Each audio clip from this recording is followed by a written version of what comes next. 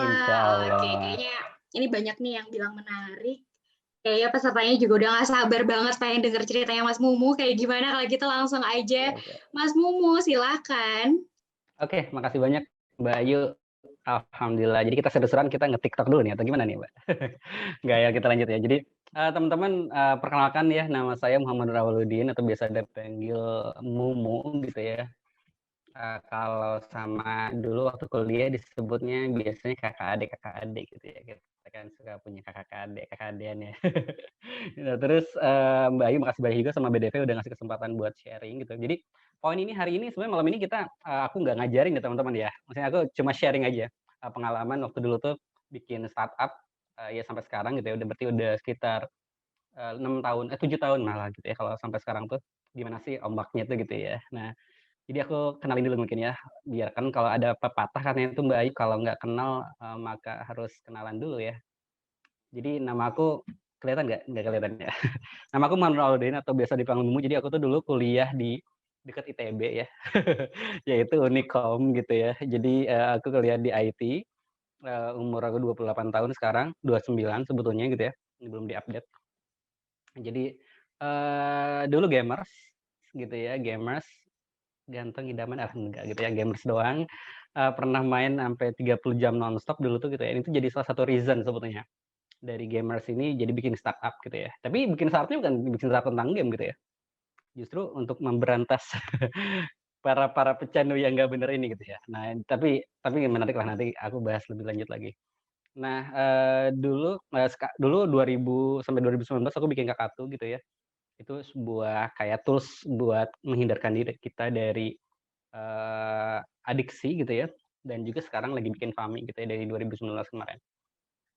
Nah, itu sebetulnya sedikit perkenalan dari aku ya kurang lebih teman-teman. Jadi aku coba share screen sedikit. Nah, kita akan praktek nanti teman-teman ya. Kita akan praktek, mungkin bisa disiapin pulpen sama kertas gitu ya. Bukan nanti, tapi ini beberapa saat lagi ya maksudnya itu ya. Nah, jadi termasuk Mbak Ayu juga nanti kita bisa praktek, Mbak. Jadi karena nanti beberapa orang mungkin bisa, apa, di-invite to join ke dalam, webinar ini ya, Mbak, ya, yang udah raise hand nanti. Oke, Sip. jadi hari ini kita akan ngebahas tentang gimana caranya kita memvalidasi ide ya. Nah, tadi aku udah kenalin, 2014 sampai 2019 itu adalah aku tuh bikin Kakatu gitu ya. Jadi Kakatu ini tuh sebuah startup yang memang concern-nya buat anak-anak dulu tuh. Jadi gimana caranya kita tuh ngelihat anak-anak banyak banget yang udah mulai kecanduan gadget. Nah, Kakatu tuh hadir sebagai solusi lah sederhananya gitu. Dan Kakatu dimulainya tuh bener-bener lahirnya gitu ya, itu tuh dari Indigo Incubator 2014. Jadi Kakatu dulu belum punya produk, belum punya apapun, bener-bener mulai ide apa mentah banget gitu ya dalam bentuk presentasi itu submit ke Indigo ternyata lolos gitu. Kalau dulu dari ADA Validation kan soalnya gitu ya. Nah jadi, BDV itu adalah apa ya, bidannya Kakatu sebetulnya ya, ngelahirin Kakatu dulu tuh. Nah sekarang 2019 ini karena ini di-shutdown akhirnya kita bikin bukan pivot sih, jadi kita bikin hal yang baru, tapi masih relate dengan concern-nya Kakatu gitu ya, namanya family atau Fami gitu. Oke, jadi pertanyaan awal nih, ide bisnis itu mulainya dari mana? Nah, aku mau praktek sekarang ya, Kak Ayu gitu ya, mari kita praktek dengan Kak Mumu, udah siapin, pulpen sama kertasnya? Oke? Yo, siapa yang udah Ya, nyiapin pulpen sama kertasnya? Kalau belum, ayo ayo ayo, diambil kertas biar sama kebayang pulpennya nih, ya. bisnis ide tuh mulainya dari mana gitu ya. Jadi mulainya dari sini sebenarnya, dari kertas sama pulpen gitu ya. Ini apalagi ada beberapa mahasiswa nih biasanya, apa, udah lulus biasanya suka-suka rada sedikit galau nih waktu dulu, kalau saya ya. Teman-teman pasti keren-keren di sini mah gitu ya, jarang ditanya sama orang tuanya kayaknya kapan lulus, kapan nikah ya.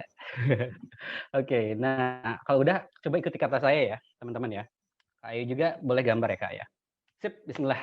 Jadi coba bikin bentuk dari gambar yang saya apa, dari hal-hal yang saya minta gitu ya. Silakan teman-teman gambar garis horizontal satu, garis horizontal satu. Teman-teman mau gambar di PowerPoint, mau gambar di apa juga boleh lah gitu ya. Garis horizontal satu. Kemudian teman-teman, tolong gambar garis, vertikal 2. teman-teman terus tolong gambar setengah lingkaran satu.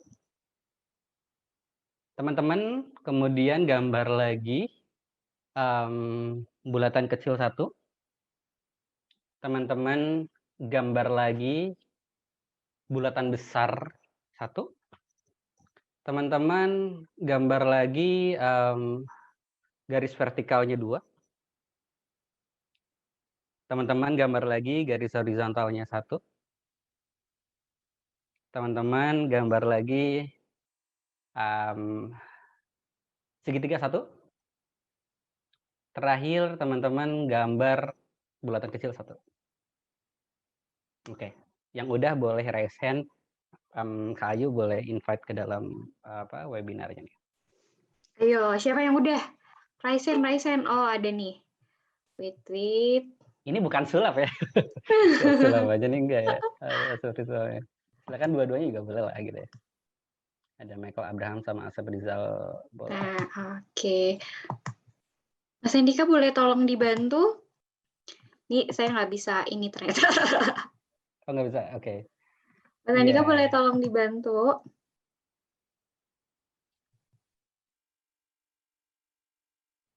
Yang mana aja deh, boleh yang paling atas? Bebas lah, mau Farhan, Muhammad Fahmi, saya boleh. Oke, Nah, Michael oke. Abraham. Boleh diliatin nggak Michael Abraham hasilnya? Diginin aja nggak apa-apa. Kami nyalain aja. Iya, kameranya dikanyalin aja. Biar kelihatan. Kak, ini gimana nyalain kameranya? Kenapa? Ini gimana nyalain kameranya? Gak ada lambang kameranya di Oh, sebelah. wait ya. Oke, nggak ada ya. Coba, Mas Andika boleh tolong dibantu lagi? Nggak ada ya. Aku baru tahu, sorry ya.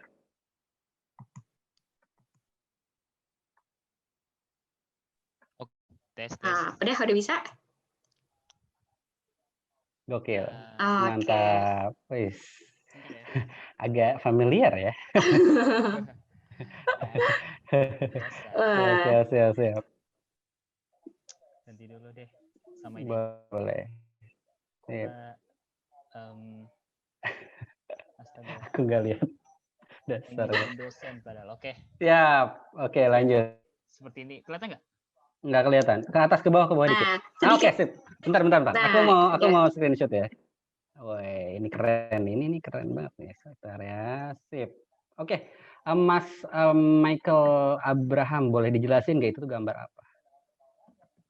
Ini gambar apa? Untuk apa? Bentuknya apa? Kayak segitiga, tapi segitiga di dalamnya itu ada bulatan gitu, bulatan besar. Kayak maksudnya kayak seperti apa? Seperti Illuminati kayaknya deh. Anda ini ternyata aliran ini ya. Oke, jadi ini apakah gambar mobil apa gimana kita nggak tahu ya. Berarti ini bukan gambar mobil tapi gambar tadi apa Illuminati gitu ya intinya ya. Kalau Mas Abraham bilang ya. Oke, sekarang Mas Abraham kita akan langsung live gitu ya sekarang praktek nih. Sekarang Mas Abraham tolong bilang sama saya sesuai. Kayak misalnya kamu mau gambar bulatan kecilnya 1, 2 kayak gitulah. Disamain aja komponennya terus aku bakal gambar sekarang di random aja. Silakan. Mas Abraham yang ngobrol sama aku.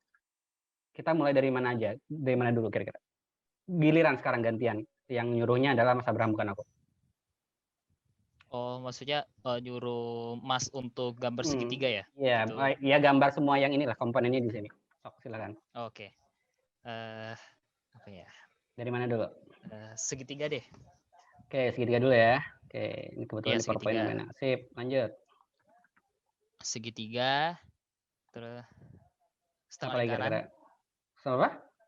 Setengah lingkaran ya. Setengah lingkaran, oke. Oke, ini setengah lingkaran. Sip ya, terus lanjut. Garis vertikal 3. Garis vertikal 3, oke. 1, 2, 3. Oke, lanjut. Terus garis horizontal 3. Garis horizontal 3, oke.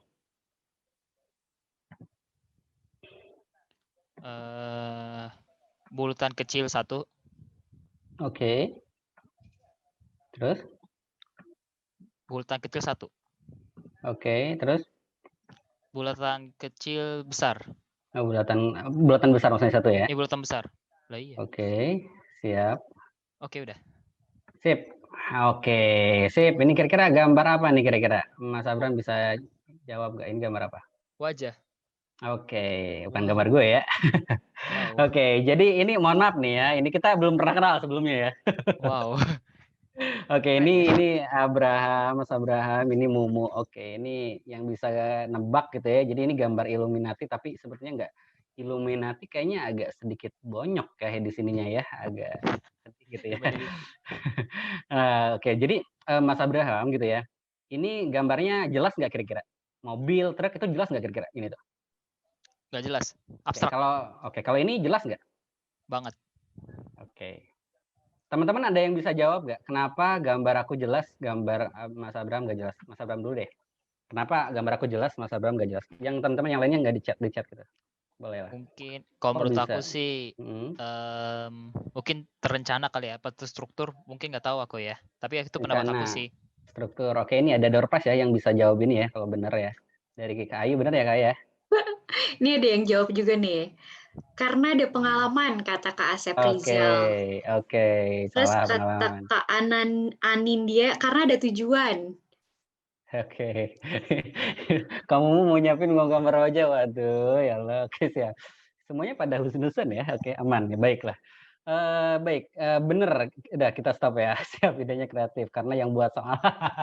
Oke, udah kayak ini aja ya yang nyebarin. Nah, bener Mas Abraham. Jadi kenapa gambar aku bisa jelas, gambar Mas Abraham nggak jelas gitu ya? Karena aku punya tujuan. Gitu. Jadi tadi ada yang jawab tujuan itu dapat door prize ya ke Mekah jalan kaki gitu ya. Door prize-nya ya. Oke, lanjut ya. Jadi Mas Abraham kenapa tadi Surya tadi ada yang jawab tujuan kan? Karena itu penting banget tujuan.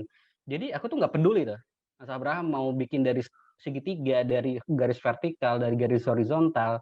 Pokoknya aku cuma pengen bikin orang lagi senyum. Karena aku punya tujuan. Dari awal tuh aku nggak kenal Mas Abraham siapa, aku nggak tahu yang akan di depan mata tuh ada apa. Tapi aku punya tujuan bahwa gue pengen bikin orang lagi senyum. No matter what happen gitu ya. Nah, sekarang Mas Abraham gitu ya, karena masih bingung kan ya. Jadinya gambarnya kurang lebih kayak gini gitu. Ini sebenarnya adalah satu apa ya, analogi aja hidup kita gitu ya. Kalau nggak punya tujuan ya kayak gini sebetulnya itu. Nggak jelas gitu ya.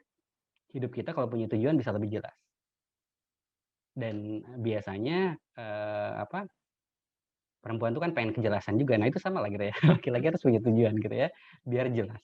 Nah, jadi teman-teman penting banget dalam bikin startup itu tuh kita perlu punya tujuan. Jadi jangan sampai kita bikin ide itu dari yang lagi trending. Oke, yang sekarang yang lagi trendingnya itu adalah tentang apa namanya itu? E-commerce, tentang games, tentang hal apapun gitu kan ya. Nah, jangan sampai gara-gara ada tren tertentu di luar, akhirnya kita ngikutin gitu ya. Tapi kita harus balik lagi ke why-nya, mulai dari why mengapa kita perlu bikin ini. Kalau stand up comedian dia tuh selalu bilang ngomongnya keresahan, ya mungkin keresahan bentuk produknya adalah komedi gitu ya. Nah, kalau kita sebenarnya kalau dalam bikin bisnis, keresahan kita diterjemahkan ke dalam bentuk produk, ya produknya bisnis gitu. Atau startup itu sendiri gitu. Oke, jadi mulainya adalah tadi ya dari why sebetulnya. Teman-teman ketika bikin ide, pastiin teman-teman punya why-nya. Minimal dari diri sendiri lah keresahannya gitu ya. Karena kalau kita observasi di masyarakat segala macam, itu sangat-sangat apa ya namanya tuh tentatif banget gitu ya. Minimal kalau kita punya keresahan diri sendiri, validasi ke lapangan ternyata benar, oke itu worth it buat diperjuangin gitu. Gitu ya teman-teman. Nah, terus kalau saya sendiri sebetulnya why-nya tuh apa gitu ketika bikin kakak tuh gitu ya. Jadi sebenarnya why-nya tuh adalah saya dulu bisa dibilang kayak gini teman-teman. Ini kerjaan saya dulu lah gitu ya. Saya dulu kelas 4 SD mulai main PS gitu ya. Nikah kelas 5 SD waktu dulu tuh, tapi nikahnya di game di Harvest Moon tentunya. Sama si Karen punya anak juga gitu ya. Kemudian SMP, SMA main game offline masih PS gitu ya. Dulu Nintendo juga ada, dingdong segala macam lah. Pokoknya udah hatam lah gitu intinya. Sampai lulus SMA, berarti sekolah 2 tahun main game ini nih, namanya World of Warcraft gitu ya. Gara-gara main game ini akhirnya berhenti sekolah 2 tahun karena udah bisa ngasilin duit dari game ini gitu kan. Waktu dulu tuh belum ada e-sport lah gitu ya. Jadi dulu kita jualan gold segala macam lah gitu ya, lumayan lah gitu ya, dapat penghasilan sendiri gitu. Akhirnya ternyata teman-teman kecanduan game ini tuh itu aku ngerasain tuh karena berlangsung belasan tahun lamanya, selama belasan tahun lamanya itu tuh aku nggak pernah ngobrol tuh, jarang banget ngobrol sama ayah, sama ibu, sama keluarga, sama teman-teman gitu ya. Jadi ya kehidupan tuh benar-benar kayak hampa aja gitu ya teman-teman ya. Jadi bisa bayangin gitu ya dulu tuh mmm, balik ke rumah tuh udah kayak balik ke kos-kosan lah gitu ya. Kayak sama ibu kos aja, sama orang tua gitu. Sampai di beberapa saat aku tuh disadarin dan akhirnya fisik aku semakin menurun gitu ya, lambat laun tuh beberapa kali tabrakan, sampai yang paling parahnya adalah ini. Sebenarnya aku waktu itu tuh tabrakan beberapa kali dan yang paling parahnya adalah ketika waktu dulu hujan setengah 6 sore maghrib gitu ya, selip masuk ke dalam truk akhirnya si motornya masuk ke dalam kolong, aku nyetir pelanting sebelah kiri akhirnya digips lah. Jadi tangan kiri aku retak, aku nggak bisa main game lagi gitu. Jadi kebayang, jadi nggak bisa main game lagi karena apa namanya itu tabrakan gitu ya, nggak bisa, tangannya nggak bisa gerak lagi. Dari sana akhirnya tobat, eee, pengen berhenti main game gitu ya, karena sering sakit-sakitan juga, tapi ternyata ya tobatnya tobat sambel ya kalau orang Sunda bilang. Karena ya main game lagi kalau udah diajakin apa, main game tuh gitu ya sama temen-temen tuh. Sampai akhirnya aku tuh nggak nyangka semester 3 gitu ya, ada hal yang bener-bener bikin shock lah. Waktu itu tuh ibu meninggal dunia gitu ya di semester 3. Jadi aku tuh, itu hal yang sangat shock tuh karena bisa dibilang kayak tiba-tiba gitu. Jadi biasanya kita tuh dimanja banget sama ibu, aku anak keempat dari 4 bersaudara gitu ya, dimanja banget sama ibu, ternyata ketika ibu meninggal tuh, kayak kayak dunia tuh kayak hilang aja gitu ya. Gak ada yang masakin, gak ada yang, ngasih uang, gak ada yang nyetrikain, gak ada yang nyiapin sarapan dan lain sebagainya gitu. Cukup, down gitu ya, nangis beberapa hari di dalam kamar, nggak mau keluar segala macam lah. Sampai akhirnya berusaha untuk keluar dari kecanduan game susah banget. Beberapa bulan kemudian akhirnya aku mutusin buat kuliah sambil kerja waktu dulu tuh gitu ya. Karena dulu tuh sempat masuk kuliah gitu ya. Kuliah sambil kerja, kerjanya di gini ya bukan jadi supir sebetulnya tapi jadi kuli angkut barang bencana alam gitu ya. Jadi aku ngangkat tenda, mie, beras segala macem. Nah sampai akhirnya udah mulai tuh bisa lepas dari kecanduan game gitu ya. Kemudian akhirnya ikutan klub di kampus gitu ya, programming, videografi dan lain sebagainya. Alhamdulillah akhirnya udah mulai bisa lepas tuh setahun kemudian tuh gitu ya. Tapi aku masih jauh tuh sama orang tua tuh, sama ayah gitu ya. Sampai akhirnya 2 minggu sebelum wisuda waktu itu tuh ayah meninggal dunia. Gitu. Itu adalah momen yang sangat um, disesali banget gitu ya. Karena saya tuh adalah orang yang sampai ayah meninggal tuh jarang banget dekat sama ayah gitu karena saking keselnya gitu. Dulu orangnya tuh sering dibully, sering disalahin, dibanding-bandingin sama ayah tuh sama saudara lain, dibanding-bandingin sama anak tetangga gitu. Itu tuh hal yang bikin ruwet gitu hidup tuh gitu ya. Jadi makanya nggak mau pernah ngobrol sama ayah tuh gitu ya. Sampai titik di mana ketika ayah dan ibu meninggal tuh, ini sebenarnya sebagai anak gitu ya, penyesalannya itu adalah kita tuh baru nyadar semua kebaikan ayah dan ibu tuh ketika mereka udah meninggal gitu. Ketika mereka masih ada itu ya kita memperlakukan mereka tuh seperti ya nggak ada bedanya kayak 3 hal ini teman-teman. Jadi yang pertama tuh adalah kayak microwave, kita samperin doang ketika laparnya gitu ya. Kedua kayak mesin cuci gitu ya, kita samperin ketika, "Mah ini aku cucian kotor dong mah, aku mau upacara besok, aku mau jalan meeting besok," segala macam lah. Jadi nggak ada bedanya kayak mesin cuci gitu. Kita ngobrol sama orang tua ketika cucian kotor doang. Ketiga kita ngobrol sama orang tua ketiga ATM gitu ya, ketika kita butuh duitnya doang gitu. Nah ini yang akhirnya tuh kita tuh bertanya-tanya kan ya, sebenarnya hubungan kita sama orang tua tuh hubungan profesional atau hubungan manusia gitu ya? Hubungan antar mesin atau hubungan bener-bener yang tadi manusia itu sendiri gitu. Nah jadi itulah yang akhirnya, bikin saya sedih waktu dulu tuh, karena ketika wisuda orang lain tuh tahu ngebagi kebahagiaan sama siapa, saya mah boro-boro, bingung. Foto-foto sama siapa, bingung juga gitu ya. Eee, saya inget banget waktu dulu tuh ibu saya itu 4 tahun ternyata kena kanker payudara gitu ya. Beliau itu masakin jam 10:30 malam gitu ya. Nasi goreng, mie goreng, teh manis ketika saya lagi main game tuh. Saya ngebentak dia, saya marahin beliau gitu ya. Pokoknya nggak ada sopan-sopannya lah sama orang tua tuh gitu. sama ayah, nyolong uangnya gitu kan ya. Pokoknya mah anak yang nggak bisa diharapin lah gitu ya masa depannya waktu dulu tuh. Ya tapi semua kebaikan itu tuh sirna aja waktu mereka masih hidup, ketika udah meninggal baru kita sadar gitu ya. Inilah yang sebetulnya yang bikin, why-nya teman-teman waktu itu. Saya tuh ngerasa bahwa kehidupan saya tuh, mohon maaf, hancur gitu ya, kalau menurut hemat saya tuh. Saya nggak pernah ngobrol sama orang tua, nggak pernah ngobrol sama siapa-siapa, karena saya tuh terlalu keseringan main game ya. Jadi saya udah kecanduan game, game itu bener-bener jadi dunia saya, bahkan saya punya dunia baru, punya orang tua baru tuh di dalam game gitu ya. Itu yang akhirnya tuh keresahan pribadi ini tuh dibawa gimana ya caranya gitu. Apa yang bisa aku lakuin untuk bisa, contribute to society gitu.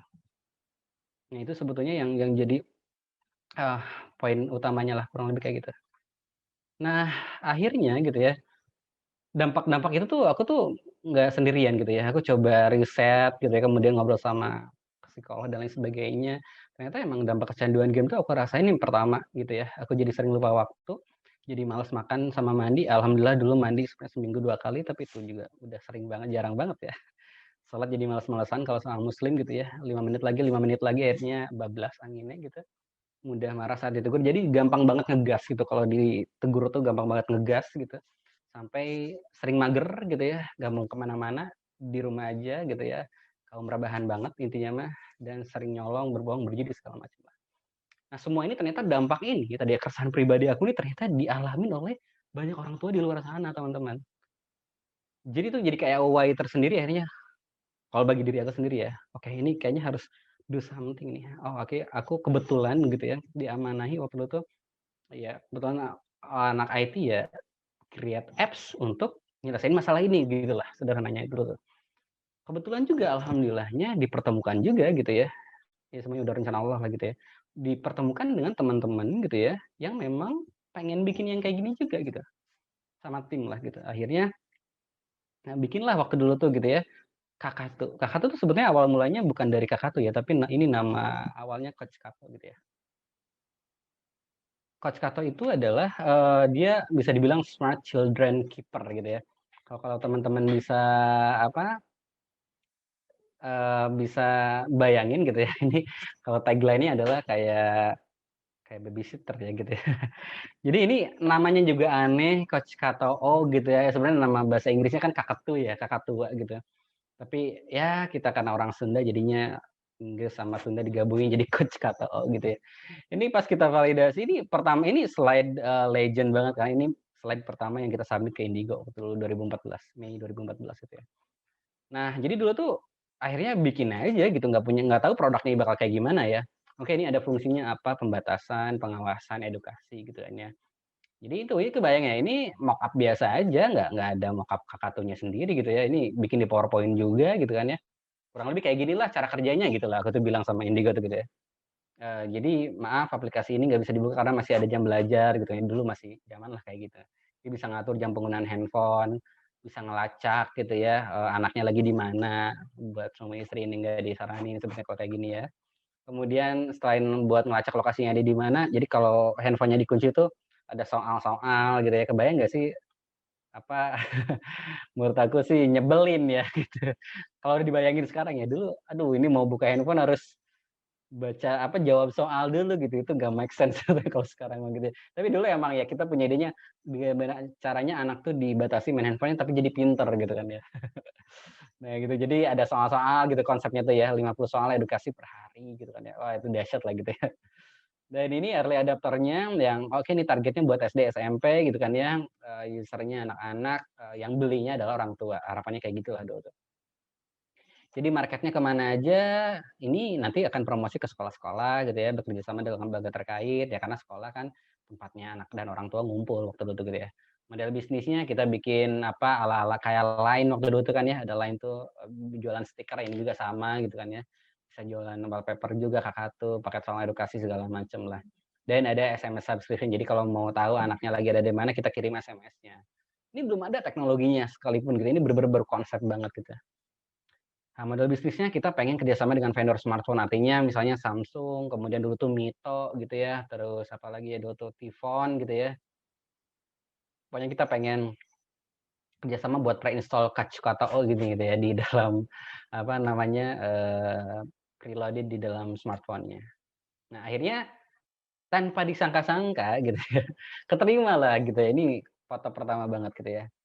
Ini kalau teman-teman bisa lihat agak tirus gitu ya. Ini orang Latin sebetulnya saya itu dulu. Jadi ya ini apa Badung Digital Valley dulu tuh bulan Mei 2014 keterima gitu ya 4 orang co-founder-nya dan ternyata dari sanalah perjalanan Kakak itu dimulai. Akhirnya kita bikin produk gitu ya. Nah, ternyata teman-teman ketika memvalidasi ide ini akhirnya diminta kan sama Indigo tuh. Indigo tuh punya prosesnya waktu itu kan ya. Oke, sekarang kita akan ke satu restoran gitu kan ya. Gimana caranya orang nggak kenal di restoran kamu bisa PDKT gitu ya. Mungkin sekarang teman-teman bisa ngelihat lah ya di TikTok atau di YouTube ada prank-prank gitu kan ya. Tapi dulu tuh sebenarnya ngelakuin hal yang kayak gitu juga.